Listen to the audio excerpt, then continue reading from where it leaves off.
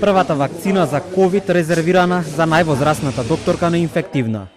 Од мрзнатата течност од специјалните фрижидери ја растворија и го наполнија шприцот, а потоа безболно ја аплицираа во раката на доктор Добринка Наунова Јовановска. Со зборовите со среќа си го честитаа почетокот на имунизацијата што треба да значи и крај на пандемијата. Доктор Добринка за 21 ден ќе дојде повторно да прими и втора доза, а по 2 до 3 недели од тогаш незиниот организам ќе развие антитела на вирусот. Главната сестра на инфективна беше втората, која што денес ја прими вакцината на Pfizer. Ќе се чувствам посигурна во однос на тоа ако случајно дојдам во контакт со некој кој е инфициран, дека е многу полесно ќе се справам со таа инфекција, со тој контакт. И за мене ќе биде една голема сигурност тоа што сум примила вакцина и веројатно ќе бидам заштитена многу повеќе од оние што не примиле вакцина. Индивидуално е секој кој колку ќе развие антитела и кој колку ќе одговори со каков тип на имунитет ќе се створи. Кој интензитет на имунитет.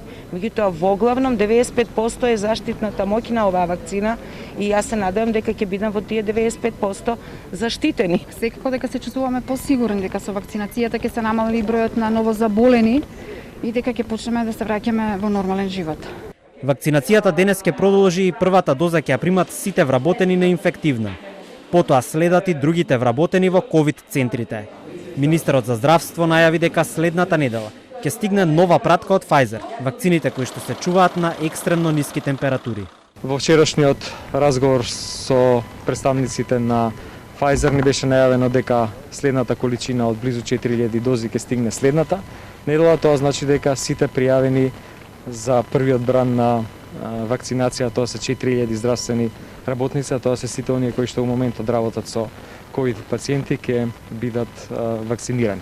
Тука е поставена целата инфраструктура, дел од вакцините се чуваат и во овие фрижидери овде во модуларната болница, може да седат до 5 дена на температура од 2 до 8 степени, после што се растварат и во рок од 5 часа мора да се аплицираат кај тие што ја примаат, и тоа е еден систем кој што исто така беше дел од тренингот. Министерот најави дека од овој момент започнува и вакциналната кампања за населението. Сликата на пандемијата може да се смени само со вакцинацијата, а вакцините се сосема безбедни, без разлика од кој производител доаѓаат, уверливо кажа Филипче од говорницата поставена пред модуларната болница. Ќе се извакцинираат сите здравствени работници